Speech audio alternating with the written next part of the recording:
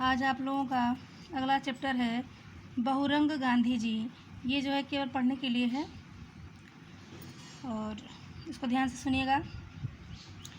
आश्रम में गांधी जी भोजन के बाद अपनी कुटी में चले जाते थे। वे 15 मिनट सोते थे। दोपहर का विश्राम और वे आवश्यक समझते थे, परंतु उनकी विशेषता यह थी कि अगर 10 मिनट सोना है तो 11वें मिनट पर वे उठ जाते थे। 20 मिनट सोना है तो 20 मिनट के बाद उनकी नींद खुल जाती थी। उन्होंने अपनी नींद पर अधिकार कर लिया था। अपने खाने पीने पर भी उनका नियंत्रण था। जीभ पर नियंत्रण रखना वे जरूरी समझते थे। आश्रम के 11 व्रतों में एक अस्वाद भी था। बहुत अधिक या केवल मौज के लिए खाना वे ठीक नहीं समझते थे।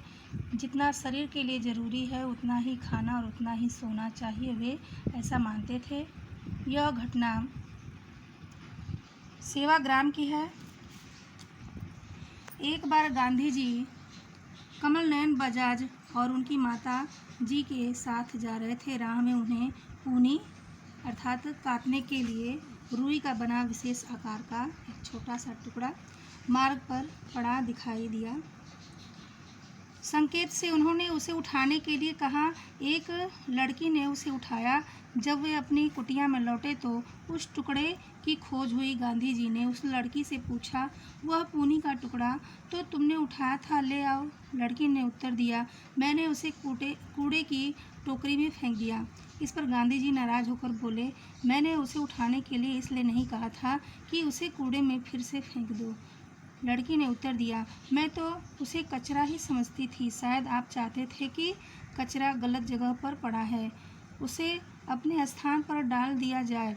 गांधी जी ने पूछा, पूनी की जगह यदि पैसा होता तो क्या तुम उसे भी कूड़ेदान में फेंक देती? लड़की ने कहा, नहीं। इस पर गांधी जी बोले, वह पूनी भी धन है। जिसे काटते काटते कपास के उस टुकड़े को फेंक दिया। उसने धन ही फेंका। अब जाओ और उसे खोज कर लाओ। लड़की बहुत लज्जित हुई। वह खोजकर उस टुकड़े को आई। गांधी जी ने उस कपास की मैली पूनी से सूत काटा और कहा, जब कपड़ा बुना जाए तो मिट्टी भी उससे छूट जाएगी। बलवंत सिंह सेवाग्राम में खेती का कार्य देखते थे। आश्रम में एक बढ़ई भी उस समय काम कर रहा था। गांधी जी ने बलवंत सिंह को एक शीशी दी और कहा कि इसके लिए डांट चाहिए। बलवंत सिंह ने बढ़ई से डांट बनवाकर गांधी जी को लाकर दी। गांधी जी ने देखा तो समझ गए कि यह बलवंत सिंह ने खुद न बनाकर बढ़ई से बनवाई है। गांधी जी ने कहा, यह तुमने ठीक नहीं किया। मैंने तो कहा था कि तुम खुद उसे बनाते। आज नहीं तो कल तुम अच्छी डांट बनानी सीख जाते, पर बढ़ई से बनवाने से तुम स्वावलंबन खो दिया। यह अच्छी बात नहीं हुई है।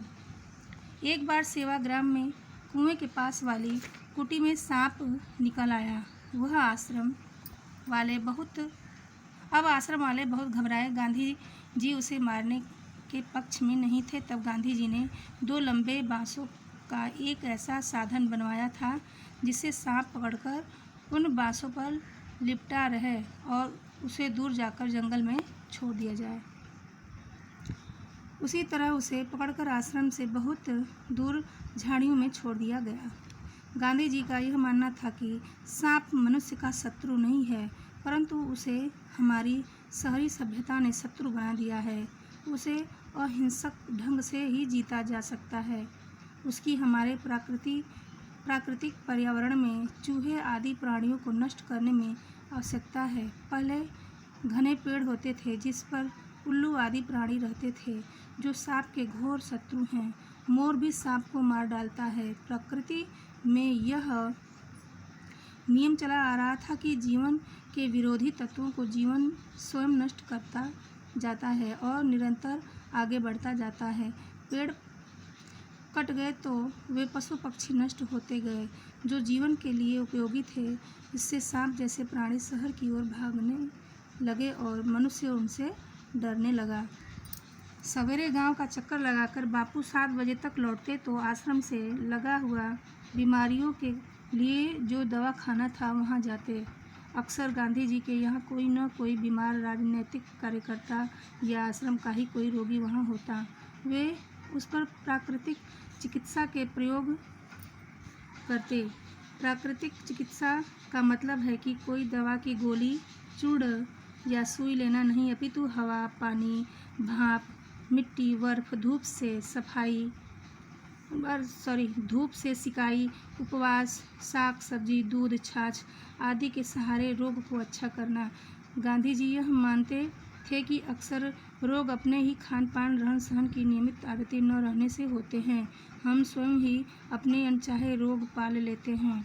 हमें अपना स्वयं का डॉक्टर होना चाहिए और इस तरह से प्रकृति के सहारे हम अपने आप को स्वस्थ और निरोग बना सकते हैं।